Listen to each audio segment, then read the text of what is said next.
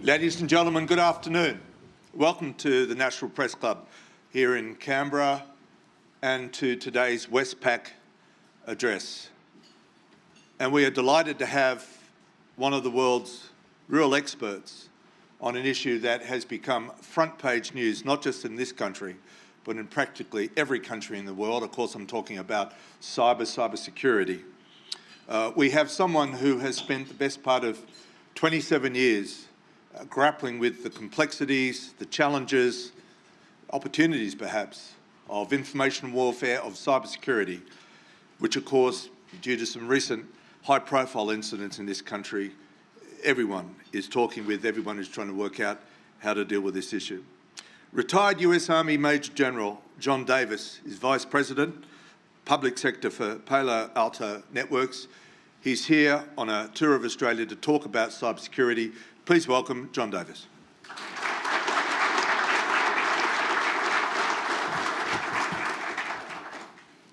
Thank you, Steve, and thank you for the kind invitation to be with you today.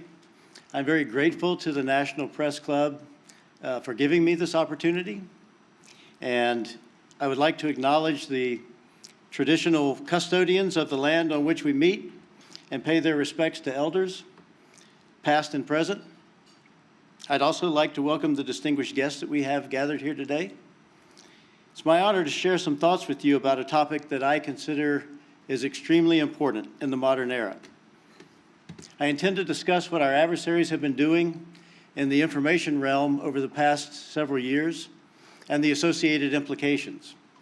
I'm then going to talk about some of the work that I've been doing internationally to encourage responsible nations to follow several operational rules of the road for the employment of cyber capabilities and why these rules are important.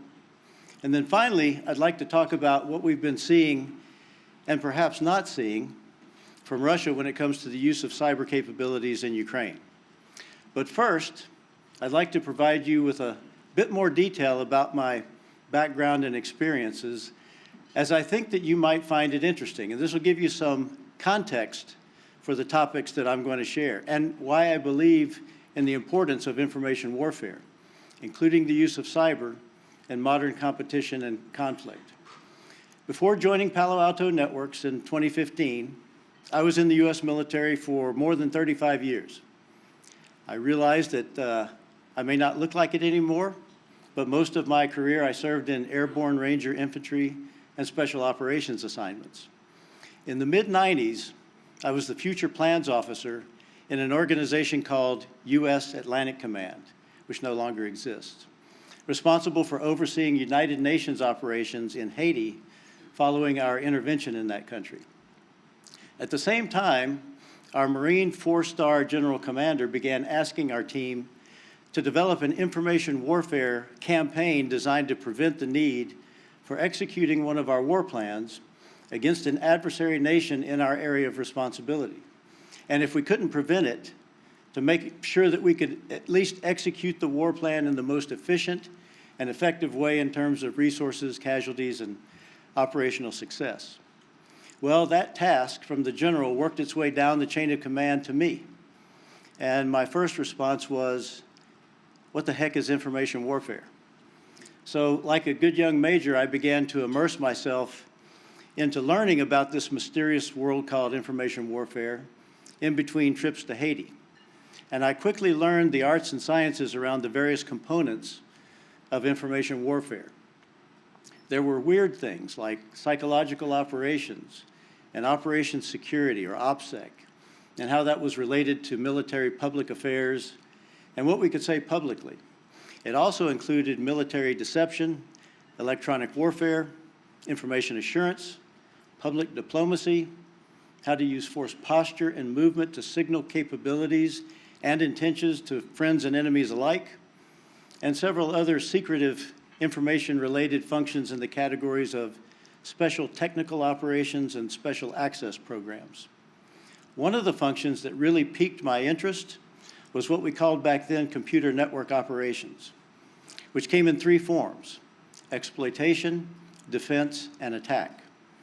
And this eventually evolved into cyber operations.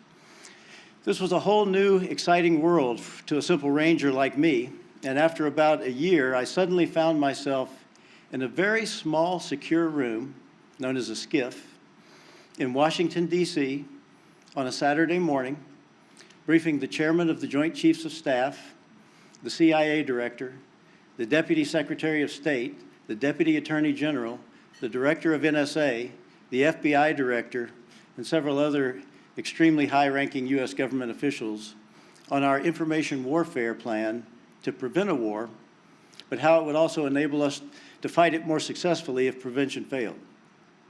Well, I can tell you that that was an eye-opening experience for a junior officer like me. And I quickly realized a couple of things that would change the trajectory of my career. First, this thing called information warfare was the future of modern competition and conflict.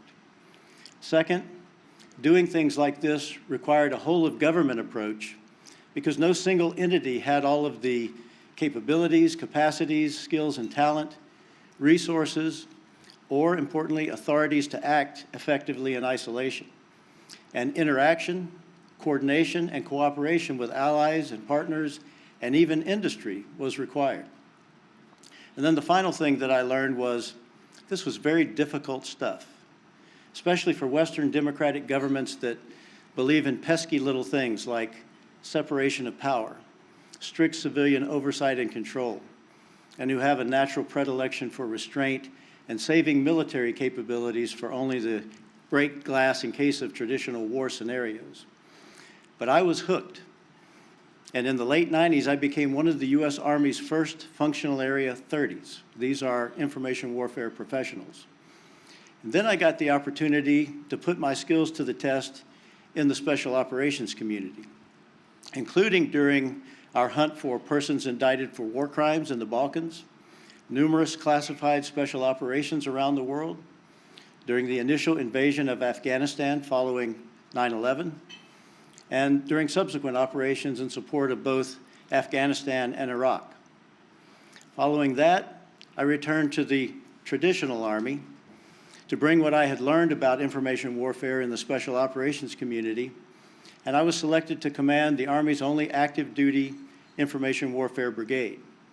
In this assignment, one of my battalions was responsible for defending the U.S. Army's global networks, and I had 6 regional computer emergency response teams positioned around the world, in addition to the Army's global computer emergency response team near Washington, D.C. This was 2006 to 2008. And because there was a growing recognition among our military senior leadership of both the increasing cyber threats to and vulnerabilities of our military networks and critical infrastructure, as I was promoted to Brigadier General in 2008, I was given strictly cyber assignments from that point forward.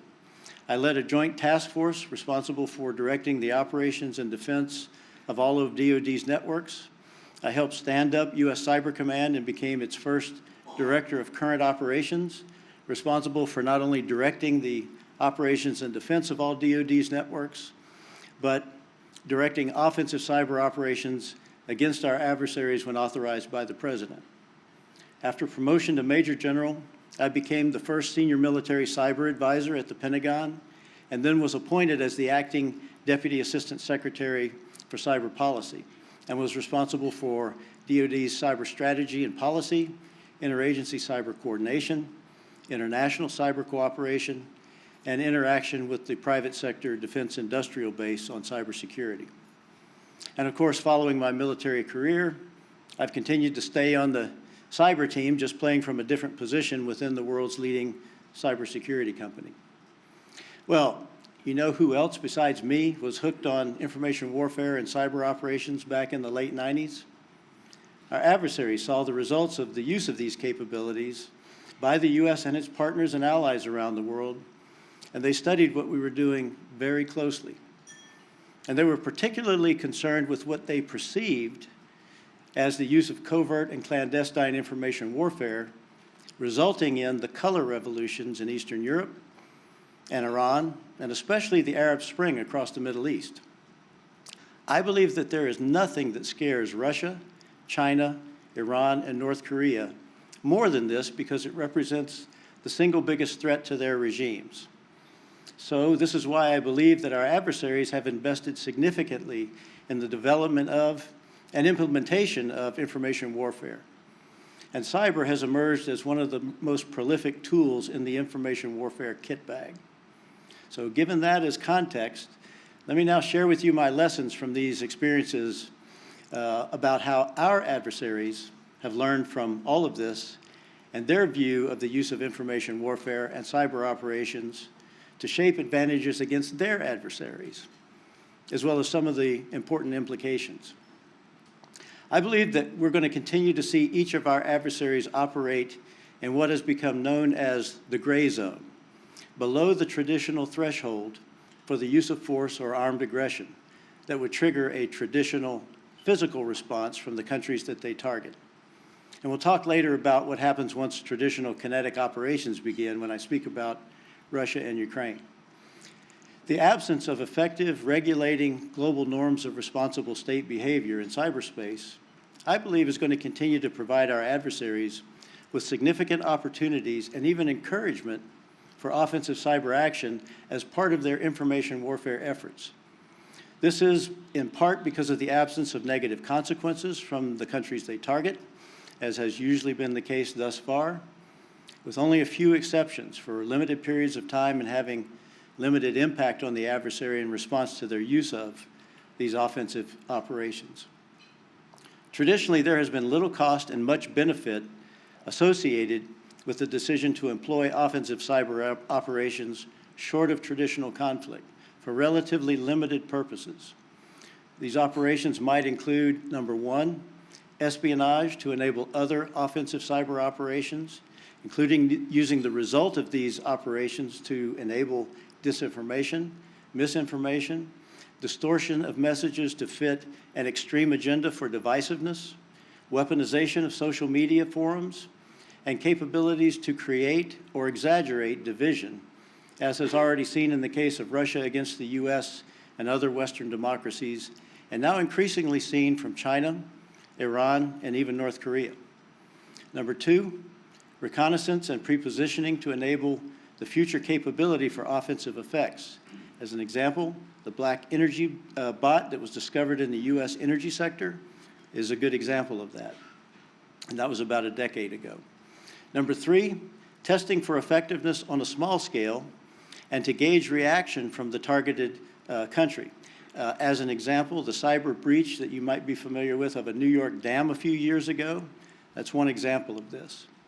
And number four, cyber operations designed to accomplish a wide range of outcomes, such as creating social chaos to undermine Western democratic institutions. The Russian activities during the U.S. 2016 election and Brexit are two examples. Raising funds to circumvent sanctions. North Korea is a champion of this in terms of what they use for ransomware. Sending messages or signaling. The 2012 Iranian distributed denial of service of the U.S. financial sector and the Las Vegas Sands Hotel disruption are two examples.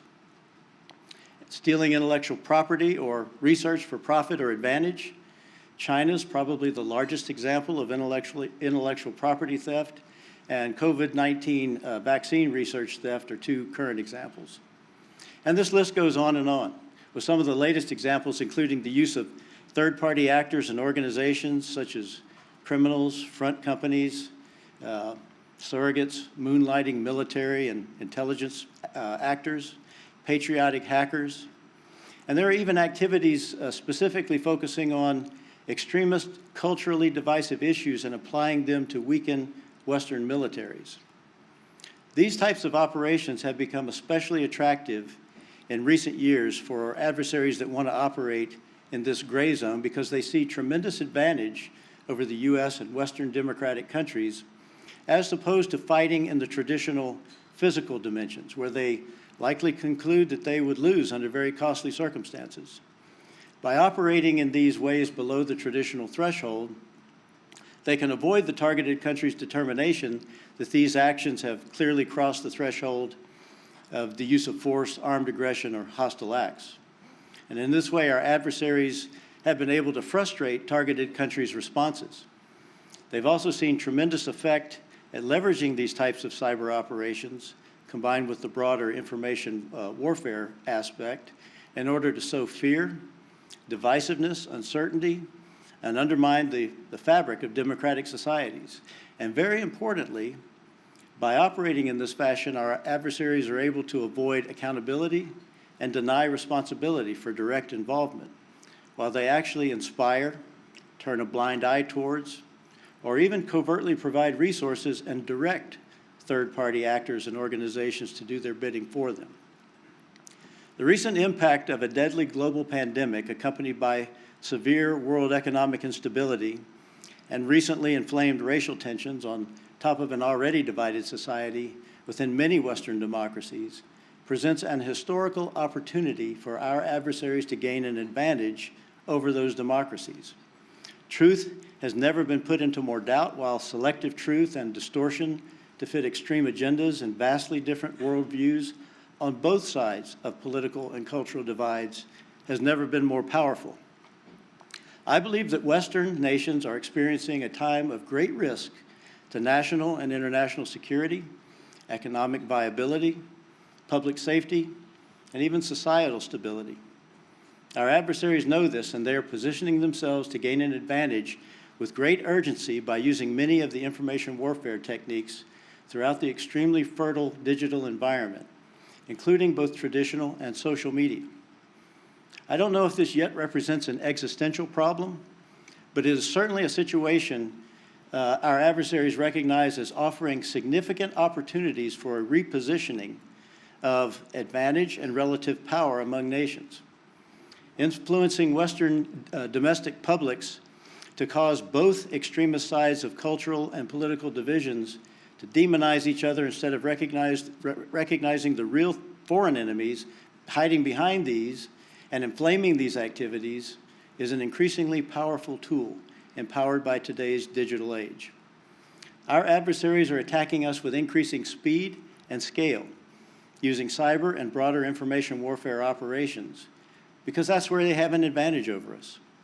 They're not hampered by those pesky little things like separation of power and strict civilian oversight, control, and accountability, and they have no natural predilection for restraint or saving military capabilities for only those, break glass in case of traditional war scenarios. In my view, we're currently losing this battle, and a growing number of adversaries are using these capabilities to what I'll refer to as helping Western democracies tear themselves apart. Now I'd like to turn to the need for some internationally accepted operational rules of the road to prevent miscalculation, unintended escalation in this world of information warfare and cyber competition and conflict. I've been focusing the past 7 years on advocating for several what I call operational rules of the road in cyberspace. And I was actually focusing on this in my role at the Pentagon for almost 4 years before I retired. These are different from the more traditional United Nations group of government expert norms that you may have heard about over the past decade plus. The UNGGE, as it is known by, has been trying to codify international agreements about the types of cyber activities that should be required by responsible nations, like protecting online human rights and the right to privacy, as well as prohibited, such as to conduct or knowingly support activity contrary to international law that intentionally damages critical infrastructure. While there have been some successes, gaining agreement among the many nations involved in this UN effort, including China and Russia, has been difficult, uneven, and at times faltering. So I've taken a bit of a different approach, and I'm trying to do two things with what I'm calling these operational rules of the road for cyber activities. First, I think we should recognize that states are going to conduct cyber activities in pursuit of their state interests, and focus on the rules which states should abide by in order to increase transparency, stability, careful oversight and control by accountable entities, and more effective participation from the private sector in defense. At the same time, the proposed rules are designed to reduce uncertainty, reduce or eliminate the use of irresponsible parties, and minimize the chances of making a mistake leading to escalation inadvertently leading to escalation within the cyber realm and spilling over into the kinetic realm.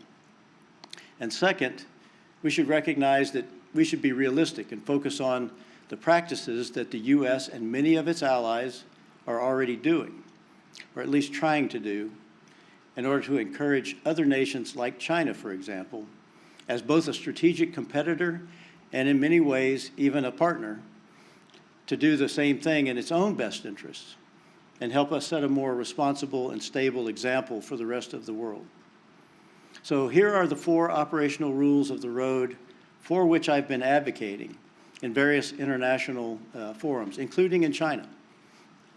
Rule number 1, during peacetime, responsible nations should be more transparent about what they're doing in cyberspace and why they're doing these things.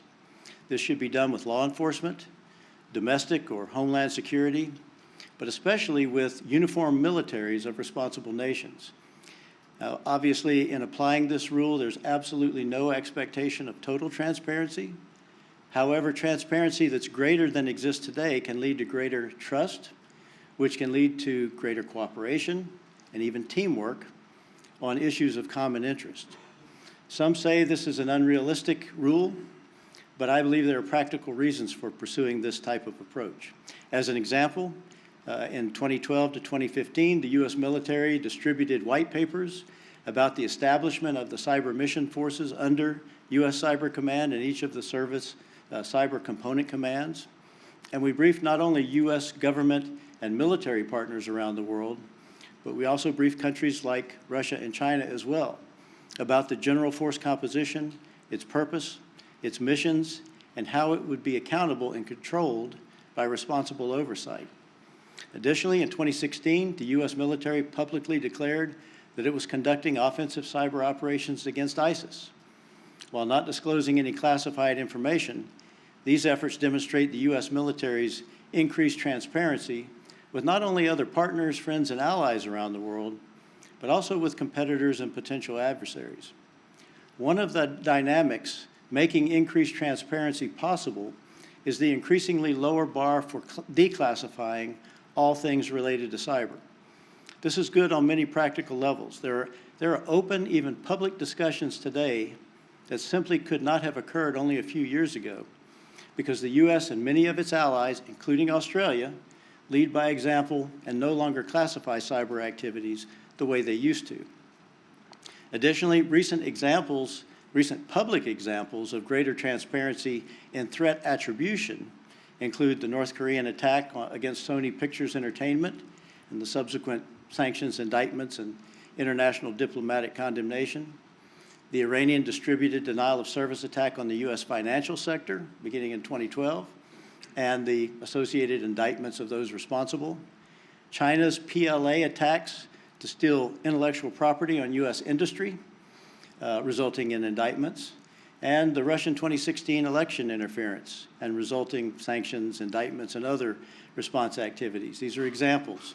There's good reason to increase the clarity, accuracy, and transparency by bringing these activities out of the darkness of the world of espionage and criminal activities and into more light associated with law enforcement, domestic security, and especially uniformed military operations. Doing so can contribute to decreased uncertainty, the reduction of the chances of mistakes, increased stability, and even increasing contributions to the concept of deterrence, because public and diplomatic exposure of malign cyber activity has become a powerful tool in some cases. Rule number 2, during peacetime and increased tension, and even during armed conflict for that matter, responsible nations should establish and enforce standardized procedures for effective oversight of military, law enforcement, and homeland security cyber operations. And this would include risk management assessment and control procedures that result in the following effective outcomes. Number 1, domestic and foreign policy oversight from competent authority as established by the nation. Number 2, technical oversight. This would include a technical gain versus loss assessment, which addresses the unintended consequences that might result from the discovery of the technical capability and its potential use against other targets. and a technical assurance assessment, which would provide, low, medium, high assurance levels that the capability will produce technical outcomes or effects as intended and not produce unintended consequences. Number 3, operational oversight with appropriate responsibilities, accountability, and command and control procedures that verify positive control within an authorized chain of command. And finally, number 4, legal review, which provides an assessment for both the capability itself as well as for the operation as it applies to either international law of armed conflict, international humanitarian law, or other applicable domestic and international laws and agreements. Rule number 3, during peacetime and increased tension, responsible nations should share cyber threat intelligence for criminal and terrorist threats of common interest. Additionally, responsible nations should establish and enforce effective information sharing programs and platforms that are automated and format standardized to account for the speed and scale of today's modern threats. These cyber threat intelligence and information sharing programs should be focused on cyber threat indicators of compromise along the cyber threat life cycle, or kill chain as it's referred to, as well as contextual information.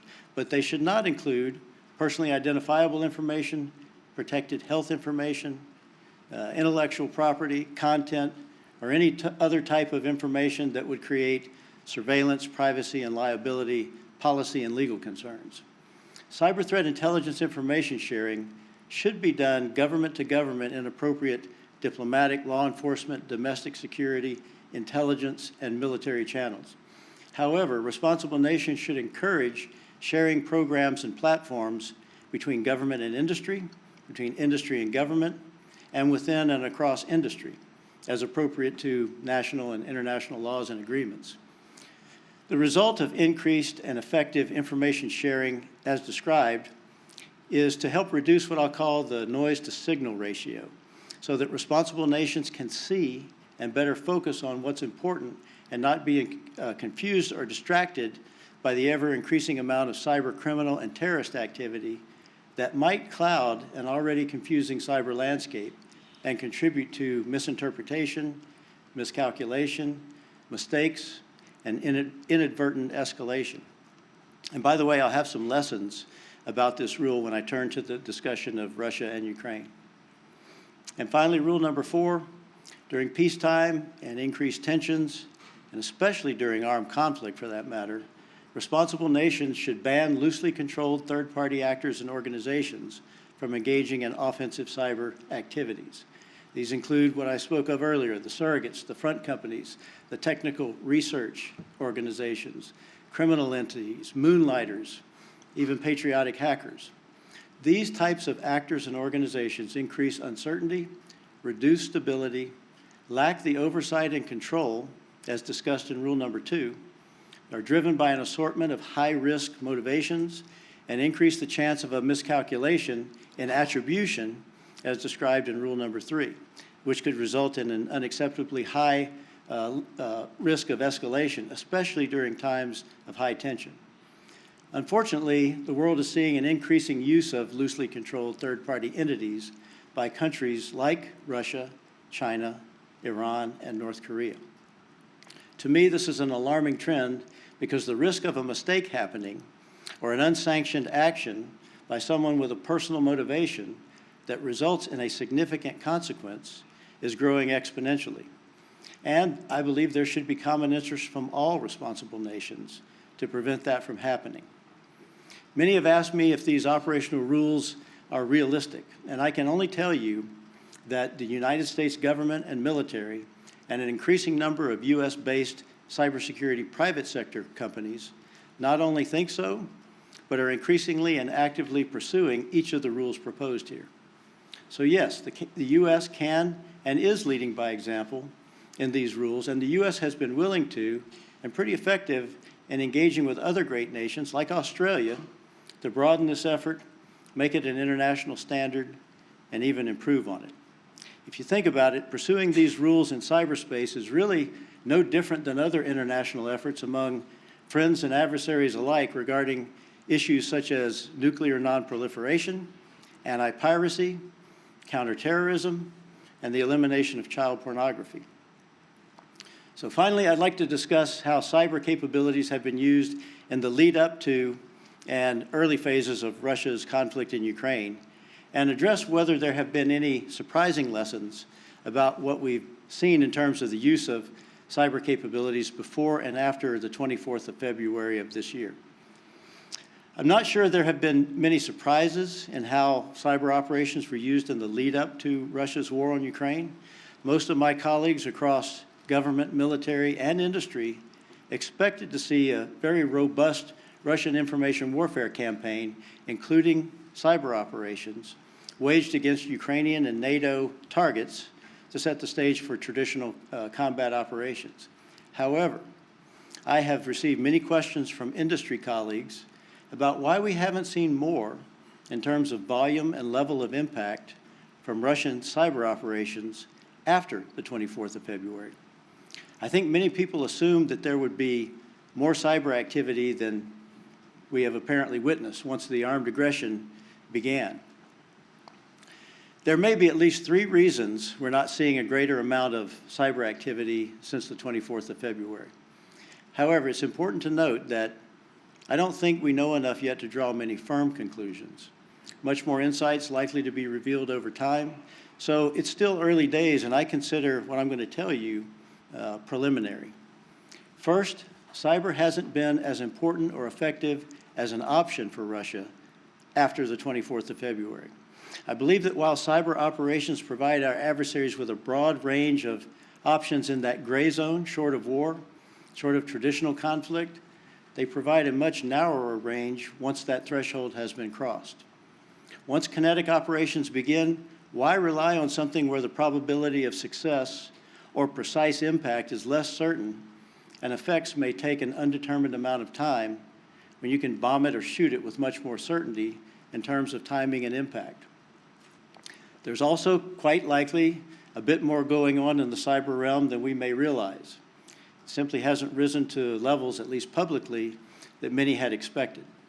For example, we know that Russia, both directly and by inspiring or ignoring third parties, has attempted to target and achieve some limited temporary successes against Ukrainian national and military command and control, media, the energy sector, and other critical infrastructure targets. At my last count, we've seen at least 7 different wiper cyber capabilities that Russia or its surrogates have unleashed on Ukraine that destroys specific data after the 24th of February. And in some cases, we've even seen Russia or its surrogates target some of the states that neighbor Ukraine and Russia. Therefore, it's not that Russia has jettisoned its use of cyber capabilities after crossing the traditional threshold of armed conflict. They're just not likely assessed by Russian decision makers as being as useful, and therefore not employed on the same scale as before the beginning of armed conflict. Note of caution, though. However, should Russia's traditional combat operations continue to stall or lose ground because of Ukraine's increasingly effective operations and because of Russia's lack of effective leadership, their logistical mismanagement, and plunging of soldiers' morale, this situation could change. And in this case, it might become increasingly likely that Russia would find the employment of non-traditional capabilities to include cyber more useful and begin to scale them back up. The second reason, Ukraine has quickly become a much tougher cyber target by becoming less vulnerable and more resilient to cyber attacks.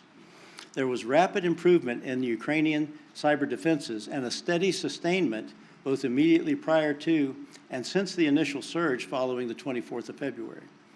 I believe that given the steady rise of the cyber threat situation against Ukraine since at least the fall of 2021, the defensive posture for Ukraine's government, military, and critical infrastructure surged rapidly and has become more robust and resilient. The surge has made it more difficult for Russian cyber operations to be effective.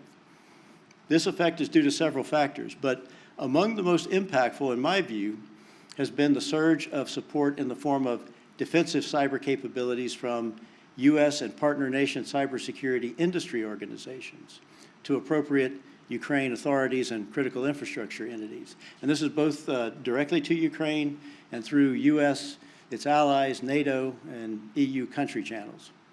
Additionally, cyber threat intelligence sharing from the U.S. and its allies, as well as NATO and EU countries, including from their commercial entities to the same Ukrainian authorities and critical infrastructure entities, improved Ukrainian visibility of and defense against specific Russian cyber threats.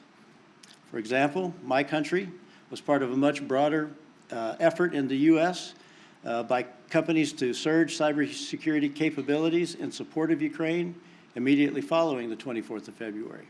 And the U.S. wasn't the only country with private sector cybersecurity companies doing similar things. And on the issue of how data sovereignty issues can impact adversely cyber threat intelligence sharing and capability provision, here are some interesting things that we learned. Public reporting suggests that Ukraine's data protection law initially prohibited government authorities from processing and storing data in the public cloud, meaning that Ukrainian public sector digital infrastructure was run locally on servers physically located within the country's borders, and security data couldn't leave the country's borders. This not only made the Ukrainian government vulnerable to kinetic attacks, such as missile attacks and artillery bombardment, but also cyber attacks. In the early days of the conflict, Russia launched a series of cyber attacks, including those wiper software attacks that I mentioned, targeting on-premise computer networks. While a number of global technology firms, including Palo Alto Networks, rallied to support the Ukrainian government, the country's data laws restricted the support they were able to provide, as they were not able to export security data, such as network or threat telemetry data, for analysis. As security data could not be transferred offshore, the Ukrainian government was unable to draw on global expertise to identify and mitigate threats and deploy preventive measures. Technology companies were also prevented from offering industry-leading solutions, as most solutions would see security data transferred offshore. Recognizing this issue and the associated vulnerability, the Ukrainian Minister of Digital Transformation and his colleagues in Parliament amended its data protection law to allow government data to move off existing on-premise servers and into the public cloud.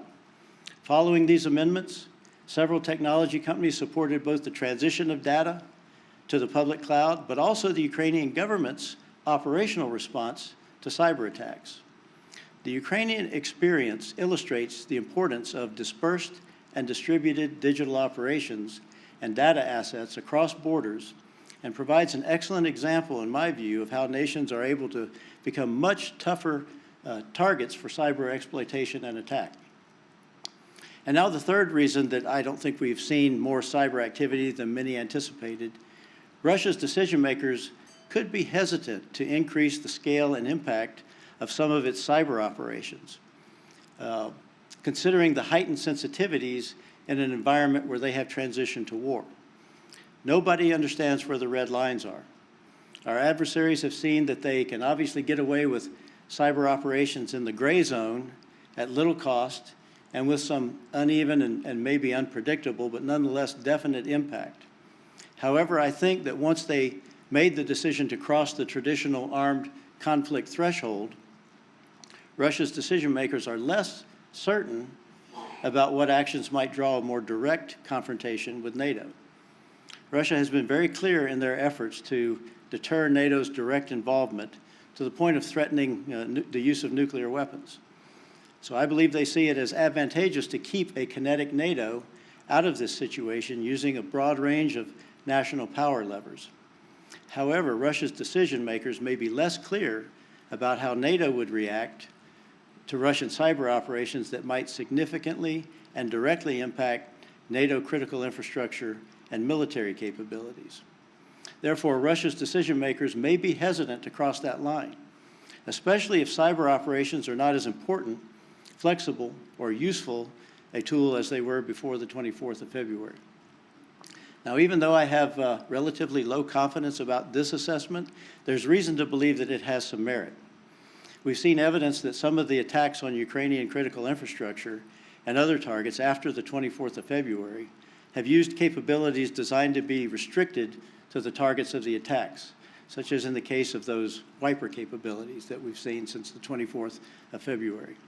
They did not use capabilities designed to spread uncontrollably beyond the targets. So this may demonstrate concern about the unintended consequences and intention to control the impact and confine it to specific targets. However, once again, should things dramatically deteriorate for Russia, any hesitancy to use cyber operations and restrict their impact out of concerns of drawing in a direct NATO involvement would likely diminish in Russia's decision-maker calculations. So I'd like to close with a quick summary of my main points for your consideration. First, while the information age has definitely brought us great possibilities, opportunities, access to greater understanding, connection to others and as a society, it's also brought us new vulnerabilities, risks, and threats. As a result of the latter, I believe Western democracies are experiencing a time of grave concern. Second, our adversaries are leveraging these information-related capabilities to gain an advantage over Western democracies with great urgency and ever-expanding mechanisms, all while operating with near impunity and virtual anonymity in the gray zone, below that traditional threshold that would trigger an armed response from the nations that they are targeting. Third, it's easier for autocracies and repressive regimes to engage in this dynamic and more difficult for Western democracies to both defend against it because of the very freedoms like individual privacy and freedom of speech that underpin democracies, as well as to engage in these activities because I believe they're perceived by Western democracies as playing dirty. Western democracies are at a distinct disadvantage unless they're willing to get their hands dirty, because I believe this is the true nature of modern competition and conflict. Information warfare and cyber operations have moved the starting blocks forward in the racing lanes, and our adversaries have moved up their runners, while Western democracies' runners remain back at the old starting lines. Fourth, in this new domain of modern competition and conflict, responsible nation needs some common operational rules of the road to prevent miscalculation and mistakes that can inadvertently lead to escalation and spill over into kinetic responses.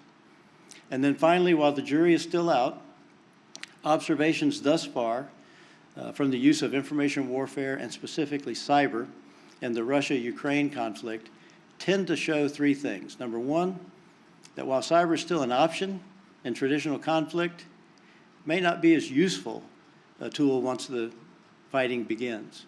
Number two, that a strong and resilient cyber defense built on both the sharing of cybersecurity technologies as well as cyber threat intelligence by both states and industry can be effective. And that prohibitions on cross-border data sharing for the purposes of cybersecurity might ought to be given another look.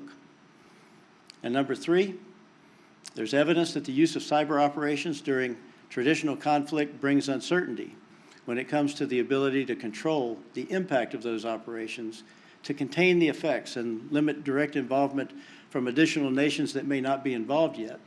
And this may result in concern by the initiators about where the red lines exist that might be considered as constituting an act of aggression or hostile act by those not yet directly involved in the kinetic conflict if they were impacted.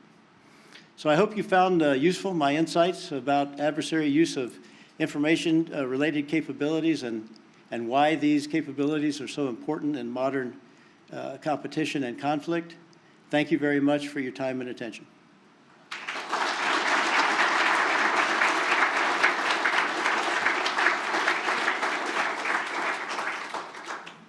Thank you, John Davis, for that speech, and a lot to unpack there. Can I ask you, at least 3 occasions, I think, you referred to Russia, China, North Korea, Iran. You named them as the adversaries. You talked about getting our hands dirty. Let's get our hands dirty. What does the West, countries like United States and Australia, need to do to step up to this challenge? What are the things that you'd like to see done through forums such as AUKUS, the Australia, UK, United States Alliance? What can be done to not just protect, but ensure that we remain on the front line in this fight against cyber terrorism? Sure, Steve. I think the first thing is just realizing that the lines have moved, and that in fact, believe me, I'm not saying that traditional conflict is a thing of the past and is not going to happen anymore. Obviously, it is still a concern. But traditional conflict between the major powers is probably a lot less likely if our adversaries can see effective use of these capabilities short of that old line and can undermine us and weaken us and gain an advantage over us by using these capabilities without triggering what we view as traditional armed conflict. I think we should recognize that. And as I mentioned, it's not that Western democracies don't know how to do these kinds of things. Certainly we do, but we tend to hold back from doing them until we cross some type of threshold. For example, all the things I was involved in the special operations community and later with the Army, all the things that we were involved in from an information warfare perspective, we used military capabilities to do a lot of these types of things to declared adversaries under, declared hostile, a hostile environment with military orders and civilian oversight and orders to use the military to do these things, like in, hunting for persons wanted for war crimes in Bosnia and a lot of the special operations that occurred around the world. But we tend to, rightfully so, we tend to be very judicious in the use of this. We tend to be very careful and calculating because we know the impacts of unintended consequences, and we know that the risk of making mistakes is very high. And that's why I believe these operational rules of the road that I mentioned are so important, and to get even countries like China to understand that it can be in their own best interest to put a little more care and oversight and restraint into these things in order to prevent something. If we're going to go to war with an adversary nation, it should be an intentional decision, not a mistake. And that's what I worry about.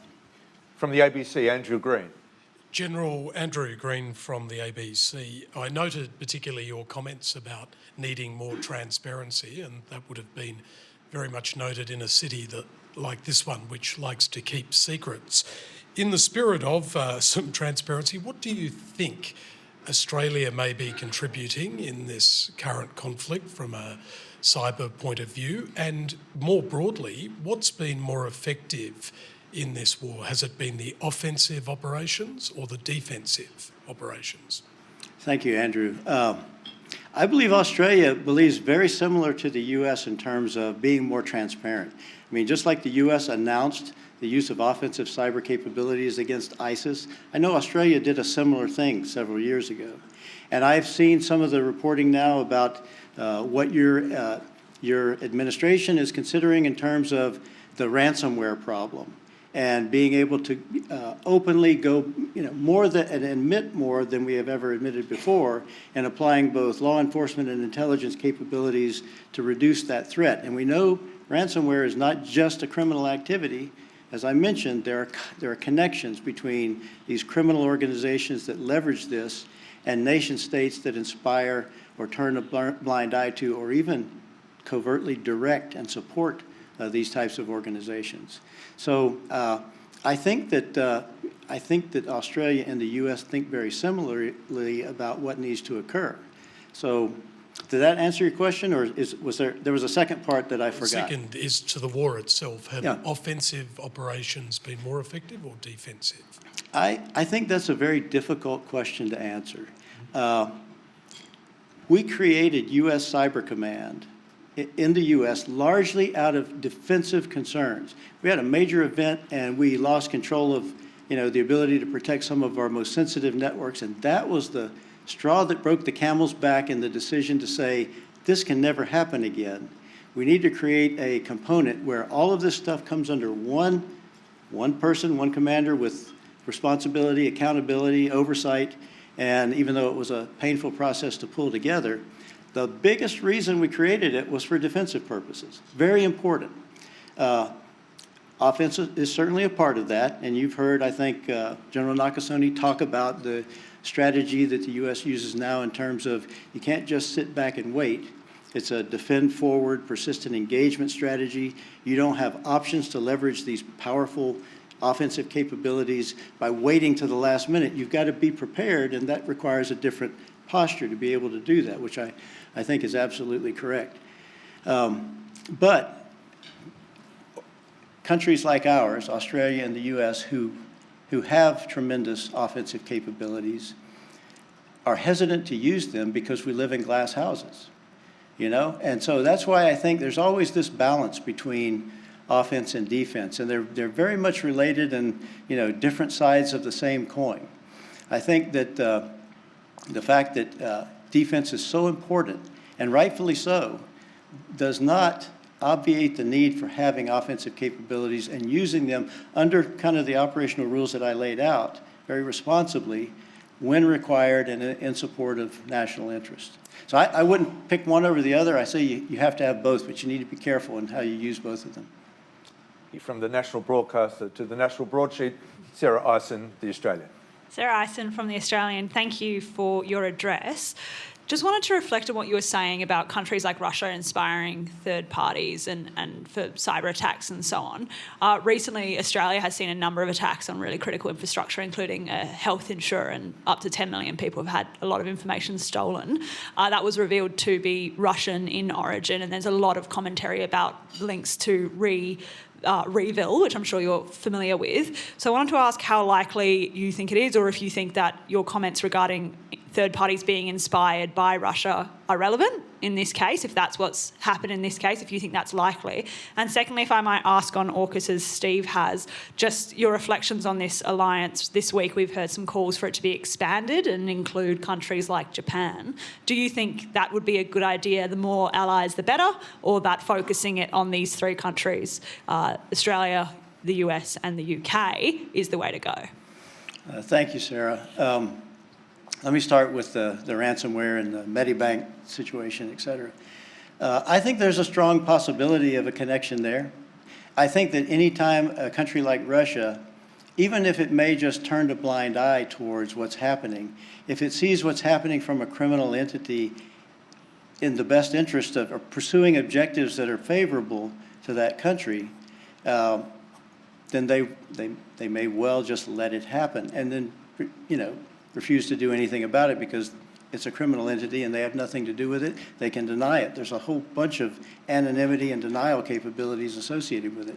I don't have any specific insight into what that connection is, but I would just put the whole thing into the framework of be very suspicious about all these various non-state actors in today's world and how strong the connection is or isn't to state organizations and state objectives. In terms of the AUKUS, I'm not in a position to really answer that question with any definitive answer, but I think AUKUS is an opportunity. I think AUKUS is, I mean, we have all these alliances, these multilateral alliances with many, U.S. and Australia, and those are good. The more participation in it, the more complex it gets. And I believe that, you know, by limiting it to Australia, UK, and the US, I think it allows an organization to go a little quicker, to streamline things, and to make positive movement in terms of whatever the objectives are to accomplish. Not that I would advocate for excluding Japan, but there are other relationships with Japan that I think, for now, my recommendation would be, this is what you got to start with. Let's move forward with it. Let's see how it goes and make decisions from there. So I do believe, though, that one of the things that I think is very important in the AUKUS relationship is the involvement, as I mentioned in my remarks, the involvement of private sector in that relationship, both from a technology innovation perspective, from a cyber threat intelligence sharing, and maybe other types of threats intelligence sharing. Industry, especially in the cybersecurity industry, can play a significant role in assisting the common objectives of these three nations. So I would just urge the maximum use of that and leveraging all the best practices and lessons learned that we have. Thank you. John Davis, just to clarify, if there's a strong possibility of a connection between the criminal syndicate and the Russian government, which is essentially what you're suggesting, why does why don't we impose sanctions on those countries? I mean, at what point does it get where these cyber attacks actually the best way to respond to them is some sort of formal sanction against the Kremlin, against the Russian government? Steve, I was a co-chair on an international ransomware task force that was sponsored by the Institute of Security Technology that began in the January of 2021, and it was focused on the ransomware problem. It had participation from almost 100 people, voluntary participation across governments internationally, law enforcement, private sector, nonprofits, academia, et cetera. And what we came up with was the idea, and I know this is just, I'm just focusing on ransomware, but I believe what we came up with in our approach to ransomware would serve well against any cyber threat.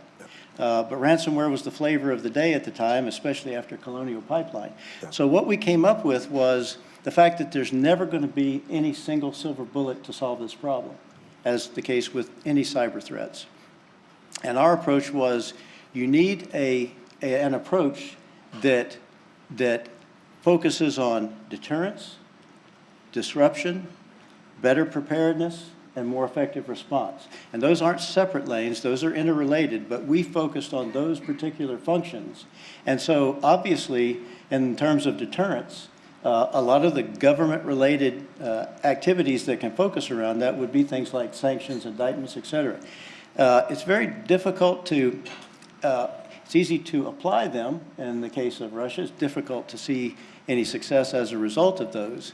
So, but I think the approach I would advocate is, you know, use whatever tools in the toolkit will enable you to be most effective at reducing the overall problem, whether it's ransomware or any other threat. And I think you need all of those things.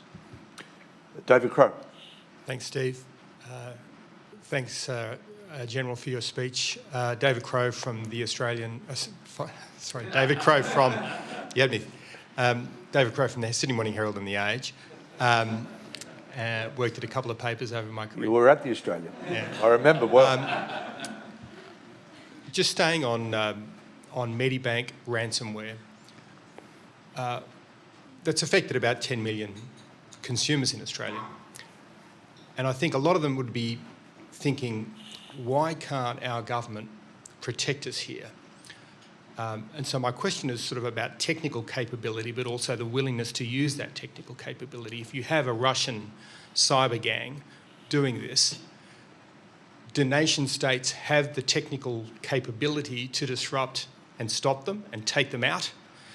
And if we do, is there basically a code agreement, a law that's preventing that offensive exercise of force in the cyber realm by a nation state against basically a criminal gang?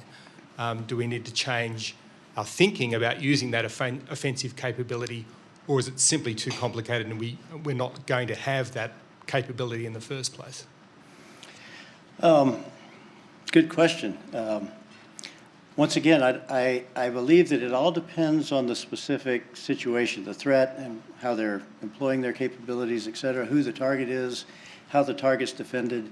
I would say two things. Number one, apparently your cyber minister believes so, because she's announced the intention to really focus and prioritize going after the operational disruption of these criminal entities, maybe or maybe not supported by nation states, to come do things like Medibank. And I think that's appropriate. And it's less of concern about taking someone to court and more concerned about just stopping the pain. And so those capabilities do exist, but I would, once again, I'd urge caution in the employment of them based on, you know, responsible rules of the road, including the right oversight, the right assessment of unintended consequences. All those things are very important, but I wouldn't remove that tool from the kit bag. The other thing I'd say, though, is in my experience, most organizations that get hit by ransomware, and I believe our threat intelligence organization says that in the past year it's been 1 every 4 hours has been hit. In my experience, the vast majority of them could have stopped it with some of the most basic things. and you all know what they are: multi-factor authentication, least privileged access. You know the list by now. We simply don't do a good job at preparing ourselves to prevent these in the first place, but if you can't prevent them, be prepared to respond to them effectively through leveraging best practices and, international, best standards, and rehearsing these things ahead of time and understanding who has what roles and responsibilities across the organization if you are hit, and being able to deal effectively with that. So I think there should be an effort on both parts. Government should do all it can do judiciously in order to stop the pain where it's appropriate and it can be done. But I think entities that are targeted really need to up their game. And I really don't think it's as hard as people think it is. But it does take leadership. It does take, in some cases, the investment of the right resources. But if you look at it as, a part of your business decision making and not some technical issue that the IT person is responsible for, if it's integrated into your risk management and business decision making, I think most leaders would understand, especially with what we're experiencing today. Look at the cost associated with a ransomware event. Even if you don't pay the ransom, you still have, reputational costs associated with it. You have all kinds of expenses associated with dealing with one of those. So I would hope that it would take, both government as well as the commercial entities that are affected and government entities that are affected, both stepping up their game. And don't forget about the private sector cybersecurity companies like ours that can assist in both of those. Both the operational disruption, I'm not saying companies like mine do offensive capabilities. I'm saying we share threat intelligence and information that might be valuable to government organizations who have the authorities to do these things. And so as well as helping organizations who might become targets of this type of an attack, help better prepare and prevent as much as they can and be in a position to respond more effectively than they have before. Steve, can I stretch your friendship and just ask a quick follow-up question on something Well, related? Crowe, much as I love you dearly, we're running over time already. Okay. Sorry. Well done on your re-election, by the way, to the National Press Club Board. Harley Dennett from the Canberra Times. General, if you don't mind, we are running slightly over time, but we've got a lot of interested journalists with some... I'm all yours. Well, that's very kind of you. Harley. Thank you for your address, General. Can I go back to those red lines, which obviously concern governments greatly? I imagine governments are going to be reluctant to put red lines on the table, but even if they did, they would still want assurance before that the country or the actor that they think has committed a particular act is responsible. How reliable is the fingerprinting that it gets done now, and is there an arms race with that? Where is that going next? I think you're right about not wanting to declare very finely defined red lines, because once you do that, anything below that is fair game. And nobody, we want to discourage malign activity, whether or not it crosses what you would consider to be a red line. I know that based on my previous experience, the U.S. government was very careful not to say where the red line was, but to very intentionally vaguely describe what it would take to be an incident that might be considered to be a red line and what appropriate response would be determined. Declaring war is a political decision. And we would say that what would elevate an event to be considered as crossing that red line would be something of significant consequence in terms of a threat to national security, a threat to economic stability or viability, and a threat to public safety on a broad scale. Those kinds of, if something were to occur in the U.S. or with one of our partners and allies, and it met that very vague threshold, it would then be elevated to the point where political decision makers would have to make the determination, what are we going to do about it now? And it might well result in a use of force. Okay, what was the second part? Where is the arms race of cyber going in terms of being able for actors to be able to hide their identity? based on my experience, and I'm only going on my experience, particularly government and military experience, and now with the private sector cybersecurity company, this has become such a threat over time that government and industry have both invested significant amounts of resources in developing capabilities that can attribute this type of activity. It is no longer as easy as people say to hide. Now, we may not, government intelligence organizations or whomever, may not want to say publicly what they know, fully what they know. An interesting case was the North Korean attack on Sony. Pretty interesting that the President of the United States came out and said, it's the North Koreans, and made basically a stand about the fact that that was unacceptable behavior. So I think both government and industry these days, because this has become such a threat for so long, implicating national security and economic security, that it's not as easy to hide as it once used to be. Not that it's easy to make these attribution claims. It still takes a full set of capabilities to do it. All of the intelligence functions, signals intelligence, human intelligence, all of these capabilities are still important. So is the private sector. And I'd put our intelligence organization at Palo Alto Networks up against any organizations, government or commercial. They're very, very capable these days.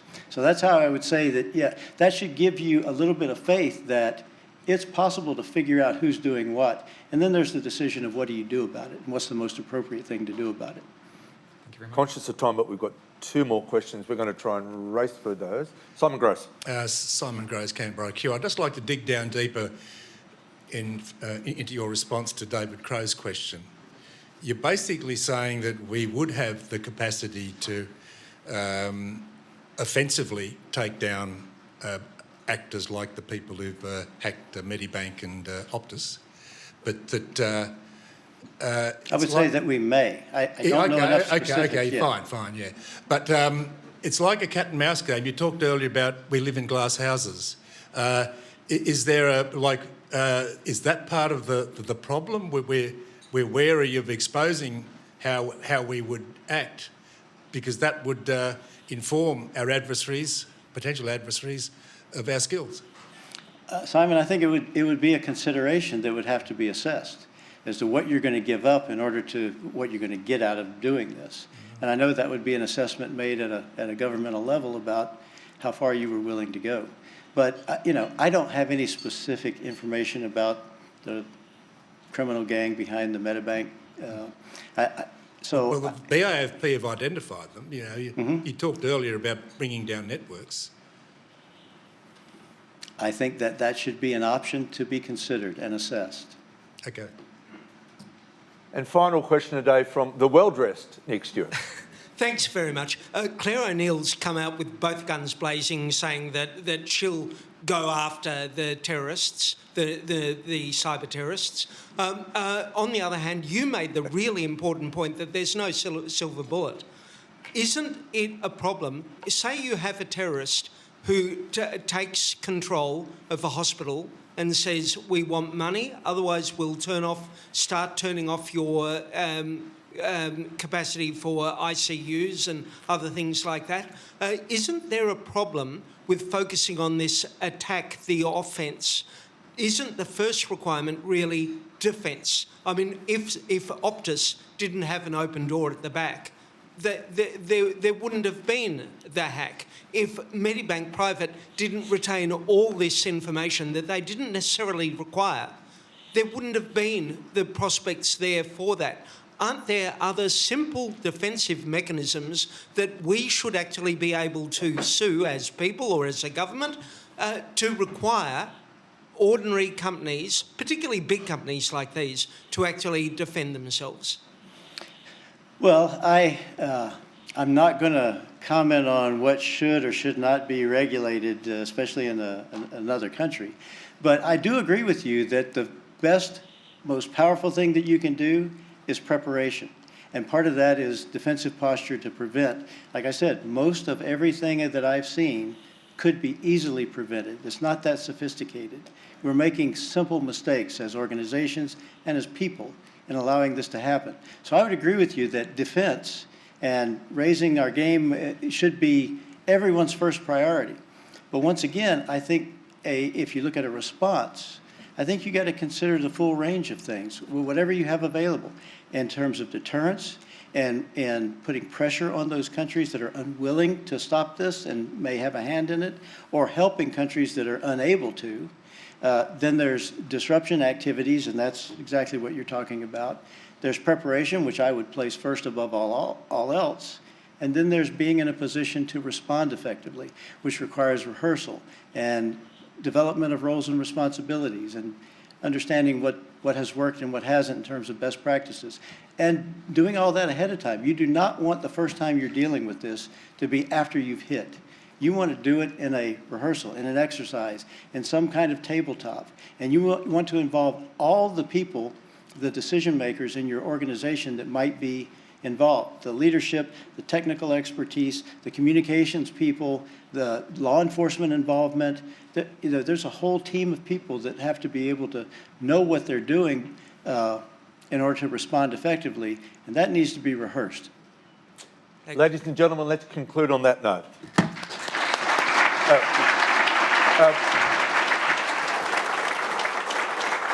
Would you please join with me in thanking General John Davis. As always, we have a gift from the National Press Club, membership card, reciprocal rights at the Washington Press Club. They do a very nice filet mignon, so you'll enjoy that. And a bottle of Canberra's, one of Canberra's finest, Clonakilla. You'll enjoy that as well. Please thank General John Davis. Thank you very much, Peter.